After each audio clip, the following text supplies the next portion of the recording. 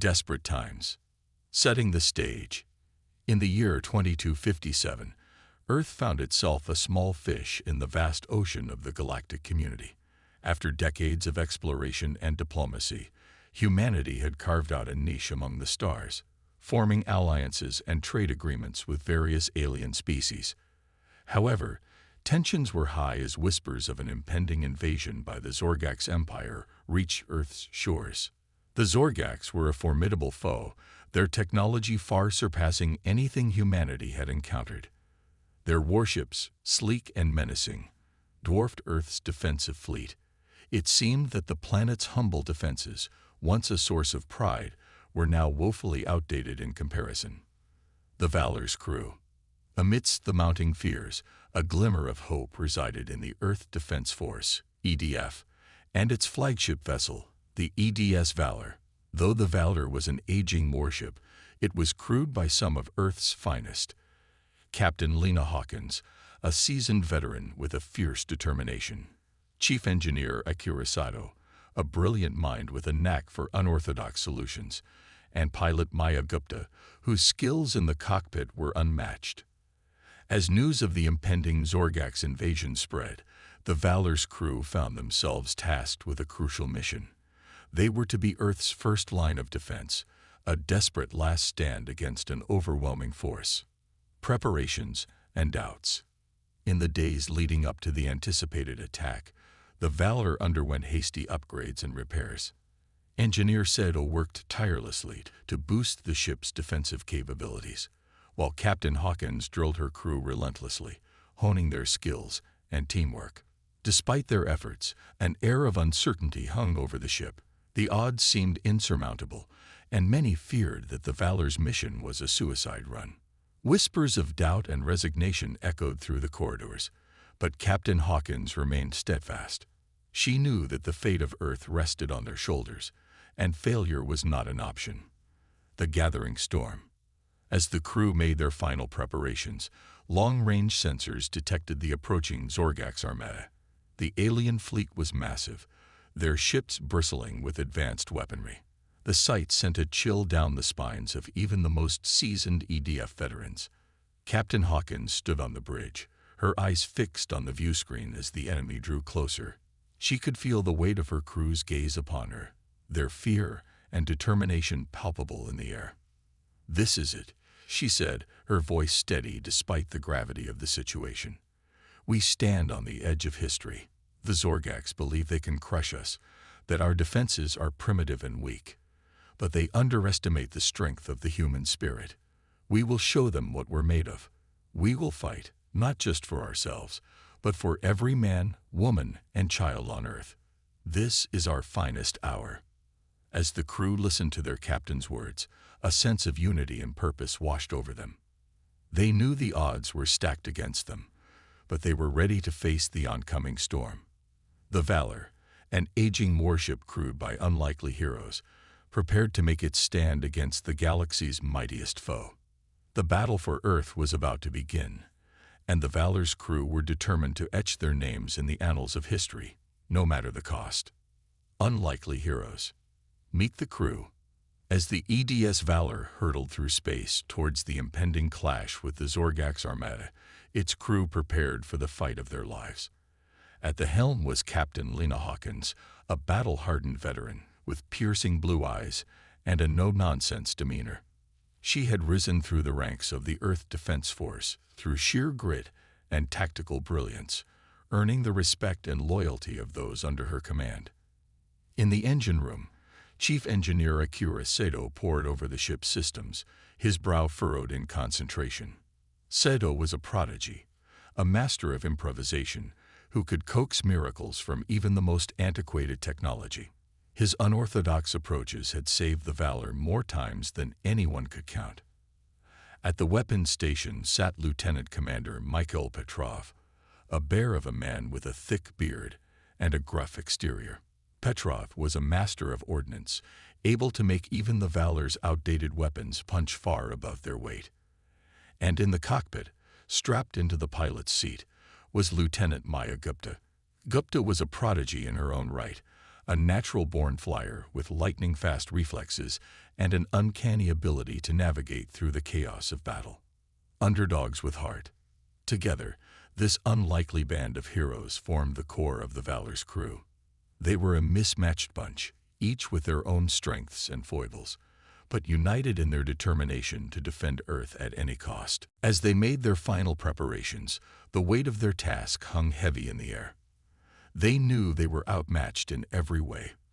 The Zorgak ships were faster, stronger, and more advanced. The Valor, by comparison, was a relic of a bygone age, its weapons and defenses a generation behind a cutting edge. But what the crew lacked in technology, they made up for in courage and ingenuity. They had faced impossible odds before and emerged victorious through sheer grit and determination. They were the underdogs, but they had the heart of champions. An unconventional plan. As the Valor drew closer to the looming conflict, Captain Hawkins called her senior officers to the bridge. "We can't beat them ship to ship," she said bluntly, gesturing to the tactical display where the Zorgak's fleet loomed large. "They outgun us and outclass us in every way." "So what's the plan, Captain?" Petrov asked, his arms folded across his broad chest. Hawkins smiled grimly. "We outsmart them." "Engineer Sato, you said you had some ideas." Sato nodded eagerly, his eyes alight with the thrill of a challenge. "I've been analyzing their ship's schematics. I think I've found some weaknesses we can exploit. If we can get in close, hit them where they're vulnerable." "It's risky," Gupta chimed in from the pilot's seat. "We'd be flying right into the teeth of their defenses." "But it's our best shot," Hawkins said. "We draw them in, then strike hard and fast at their critical systems." "Sato, I need you to work your magic. Petrov, prep our weapons for surgical strikes. Gupta, I'm counting on you to get us in and out in one piece." The crew nodded, their expressions grim but determined. They knew the risks, but they also knew what was at stake. This was their chance to prove that humanity would not go quietly into the night, that even in the face of overwhelming odds, they would fight to their last breath. The approaching storm. As the meeting adjourned and the crew hurried to their stations, a sense of anticipation filled the ship. The Zorgak's armada loomed ever closer on the sensors, a swarm of sleek, predatory shapes against the starfield. On the bridge, Captain Hawkins settled into her command chair, her eyes fixed on the view screen. Beside her, Sato, Petrov, and Gupta manned their stations, their hands poised over their controls. "This is it, people," Hawkins said, her voice steady. "The Zorgaks think they're untouchable. Let's show them what humanity is made of. For Earth. For Earth," the crew chorused, their voices ringing with determination. And with that, the EDS Valor, a lone beacon of human defiance, plunged headlong into the jaws of the Zorgak's fleet. The battle for Earth had begun, and the fate of humanity rested on the shoulders of this unlikely band of heroes. The tides of battle. Into the fray. As the EDS Valor hurtled towards the Zorgak's armada, the tension on the bridge was palpable. Captain Hawkins gripped the armrests of her command chair, her knuckles white. "Gupta, take us in," she ordered. "Petrov, ready weapons. Sato, stand by on those system hacks." The crew leaped into action, their movements precise and coordinated. Gupta guided the ship into a dizzying, evasive pattern, dodging the opening salvos from the Zorgak's fleet. The Valor shuddered as a few glancing blows struck its shields, but held steady. "We're in range," Petrov reported, his voice tense. "Targets locked." "Fire," Hawkins commanded. The Valor's weapons erupted, sending lances of energy streaking towards the Zorgak ships. The surgical strikes, guided by Sato's hastily crafted hacking programs, slipped through the enemy's defenses, striking critical systems. Unconventional tactics. Explosions bloomed across the Zorgak's fleet as the Valor's attack hit home. Consoles erupted in showers of sparks. Engines flickered and died, and hulls buckled under the onslaught. But the Zorgaks were quick to recover, their superior numbers and technology allowing them to regroup and counterattack. Waves of fighters poured from their hangars, swarming towards the lone Earth ship. Incoming, Gupta yelled, wrenching the Valor into a steep dive. The ship groaned under the stress, but held together as the pilot pushed it to its limits. In the engine room, Sato worked frantically, his fingers flying over his console. "I'm rerouting power to the shields," he reported over the comm. "But it won't hold for long against this onslaught." "We need to thin out those fighters," Hawkins said grimly. "Petrov, what have you got for me?" The weapons officer grinned wolfishly. "I've been tinkering with the magnetic accelerators.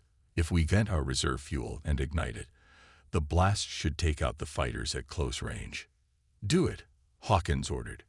Petrov worked his controls, and moments later, the Valor shuddered as a cloud of ignited fuel erupted from its vents. The pursuing Zorgax fighters, caught in the blast, vanished in balls of fire. The turning point, cheers erupted across the bridge as the crew watched the enemy fighters wink out on the tactical display. But their elation was short-lived as the Zorgax capital ships, enraged by the Valor's defiance, bore down on the human vessel. "Evasive maneuvers," Hawkins ordered, but it was too late. A barrage of energy beams slammed into the Valor, rocking the ship violently. Consoles exploded, sending crew members flying. Alarms blared as critical systems failed. In the chaos, Gupta fought to keep the ship under control, but the Valor was badly wounded. Its engines sputtered, its weapons fell silent, and its shields collapsed. "Captain, we're dead in the water," Sato reported grimly. "Main power is offline. We're sitting ducks." Hawkins gritted her teeth, her mind racing. They had struck a blow against the Zorgax, but at a terrible cost. Now, adrift and defenseless, the Valor faced annihilation. As the enemy ships closed in for the kill, a heavy silence fell over the bridge. The crew looked to their captain, despair etched on their faces. They had fought bravely, but it seemed their finest hour would be their last. But in that darkest moment, as all hope seemed lost, Captain Hawkins stood tall. "This isn't over," she declared, her voice ringing with determination. "We've still got one card left to play. Sato, Petrov, Gupta, it's time to show the Zorgax what humanity is truly capable of." And with those words, a flicker of hope rekindled in the hearts of the Valor's crew. They had come too far, fought too hard, to accept defeat now. Whatever their captain had in mind, they were ready to follow her to the end. The battle was far from over, and the Valor, though battered and bruised, was not yet beaten. The indomitable human spirit, the very thing the Zorgax had discounted, was about to shine through in humanity's darkest hour. Courage in the void. Desperate measures. The EDS Valor drifted in the void, its once proud hull scarred and battered. The Zorgax ships closed in, their weapons primed for the final blow. On the bridge, the crew fought against despair, clinging to their captain's words of defiance. "Sato, tell me you've got something," Hawkins said, her voice strained. The engineer's face was grim, but determined. "There might be a way," he said. "If we can channel all our remaining power into the phase drive, we could create a localized distortion field. It would disrupt their weapons and sensors, but it would burn out our systems," Petrov finished, realization dawning. "We'd be completely defenseless." "It's a one-shot deal," Sato confirmed. "One chance to turn the tables." Hawkins nodded, her jaw set. "Then we make it count. Gupta, can you get us into position?" The pilot cracked her knuckles, a glint of determination in her eye. "Just watch me." One last gamble. With a surge of power, the Valor's engines roared to life. Gupta pushed the ship to its limits, weaving through the enemy fire with death-defying precision. The Zorgax, caught off guard by the sudden burst of speed, scrambled to compensate. In engineering, Sato worked frantically, rerouting every scrap of power to the phase drive. Conduits overloaded, consoles sparked and smoked, but he pushed on, his face bathed in the eerie glow of the drive core. On the bridge, Petrov watched the tactical display, his heart pounding. The Valor was deep in the heart of the Zorgax formation now, surrounded on all sides by enemy ships. "Ready," Sato reported, his voice trained over the comm. Hawkins took a deep breath, her hand hovering over the control panel. "Activate the distortion field. Now." Triumph and sacrifice. The Valor shuddered as the phase drive unleashed its power. A shimmering field of energy expanded from the ship, engulfing the nearby Zorgax vessels. Their shields flickered and died, their weapons sputtered and went dark. Confusion and panic spread through the alien fleet as their systems failed. "It's working," Petrov exclaimed, watching as the enemy ships drifted helplessly. But the victory was short-lived. Warning alarms blared as the Valor's systems began to overload, unable to handle the strain of the distortion field. "We're losing power," Sato shouted over the din. "The drive can't hold much longer." Hawkins gripped the armrests of her chair, her face illuminated by the flickering lights. "Petrov, target their critical systems. Gupta, get us clear of the blast radius. Sato, give it everything we've got." The crew worked with desperate urgency, pouring every last ounce of their skill and determination into this final, all-or-nothing gamble. The Valor's weapons, pushed beyond their limits, unleashed a storm of fire into the helpless Zorgax ships. Explosions bloomed across the enemy fleet as the human ship, battered and broken, fought with the fury of a cornered beast. One by one, the mighty Zorgax vessels succumbed to the onslaught, their hulls shattering under the relentless barrage. But even as they struck the decisive blow, the Valor was coming apart at the seams. Bulkheads buckled, life support systems failed, and the phase drive finally gave out in a blinding flash of light. Against all odds. In the aftermath of the battle, the Valor drifted, a lifeless husk amidst the debris field that had once been the pride of the Zorgax armada. Its crew, battered and weary, emerged from the ruined ship in escape pods, marveling at the destruction they had wrought. They had done the impossible, striking a blow against a foe that had seemed invincible. Through courage, sacrifice, and sheer audacity, they had bought Earth a fighting chance. As rescue ships arrived to bring the heroes home, Captain Hawkins looked out at the stars, a fierce pride burning in her heart. The Valor was lost, but its spirit, the indomitable will of humanity, had shone through in their darkest hour. Earth would never forget the sacrifice of the Valor's crew. They had proven, beyond any doubt, that the human spirit was a force to be reckoned with. They had faced the void and emerged victorious, a shining beacon of hope for all mankind. The price of victory. Heroes return. The return of the Valor's crew to Earth was a somber affair, tinged with both triumph and grief. They had achieved the impossible, striking a blow against the Zorgax that would go down in the annals of history, but the cost had been high. As the battered survivors disembarked from the rescue ships, they were met by a sea of faces, families, friends, and fellow soldiers, all eager to welcome their heroes home. There were tears of joy and sorrow, fierce embraces, and whispered words of comfort. Captain Hawkins, her face lined with exhaustion and sorrow, stood tall before the assembled crowd.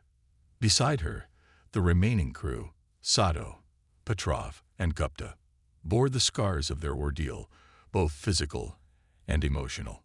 A bittersweet victory. "Today, we stand victorious," Hawkins began, her voice carrying across the silent assembly. "But our triumph was bought at a heavy price. Many brave men and women gave their lives so that we might have this chance, this moment of hope." She paused, her gaze sweeping over the faces of the fallen, their images displayed on a vast screen behind her. "We will never forget their sacrifice. They were the best of us, shining examples of the courage and resilience that define the human spirit." As Hawkins spoke, the weight of their loss settled over the crowd. The Valor's crew had achieved a miraculous victory, but the cost had been staggering. Friends, lovers, and comrades had been lost to the void, their lives given in defense of Earth and all it represented. The road ahead. But even as we mourn, Hawkins continued, we must also look to the future. The Zorgax have been dealt a blow, but they are not defeated. They will return, seeking vengeance for their humiliation. A murmur ran through the crowd, a mixture of fear and determination. They had seen the price of victory, the sacrifices demanded by war. But they had also seen the indomitable spirit of humanity, the refusal to surrender even in the face of overwhelming odds. "We must be ready," Hawkins declared, her voice ringing with conviction. "We must unite, as never before, in defense of our home. We must build on the foundation laid by the Valor's crew, to create a future where the sacrifices of our heroes were not in vain." A symbol of hope. As Hawkins' words faded, a hush fell over the assembly. Then, slowly at first, but with growing fervor, applause began to build. It swept through the crowd, a roar of defiance and determination, a promise that the human spirit would not be broken. In that moment, the survivors of the Valor stood tall, their grief tempered by a fierce pride. They had faced the darkness and emerged changed, forged in the crucible of war into something stronger, something unbreakable. They knew the road ahead would be long and hard, that the price of freedom was eternal vigilance. But they also knew, with unshakable certainty, that humanity would rise to the challenge. For they had seen, in the darkest hour, the true strength of the human spirit. They had witnessed courage in the face of annihilation, hope in the depths of despair. And they knew, beyond any doubt, that as long as that spirit endured, humanity would never fall. Epilogue. In the years that followed, the story of the Valor's crew would become legend, a shining beacon of inspiration for all mankind. Their names would be etched in monuments and engraved in the hearts of generations. And though the war against the Zorgax would rage on, though darkness would threaten and despair would loom, humanity would stand firm. For they had learned, in their finest hour, the true measure of their strength. They had seen, in the courage of a few brave souls, the indomitable will of the human spirit. And in that spirit, they found the power to face any challenge, to weather any storm, to reach for the stars and beyond. For they were human, and they would not be broken. They would endure, they would fight, and in the end, they would triumph. Always.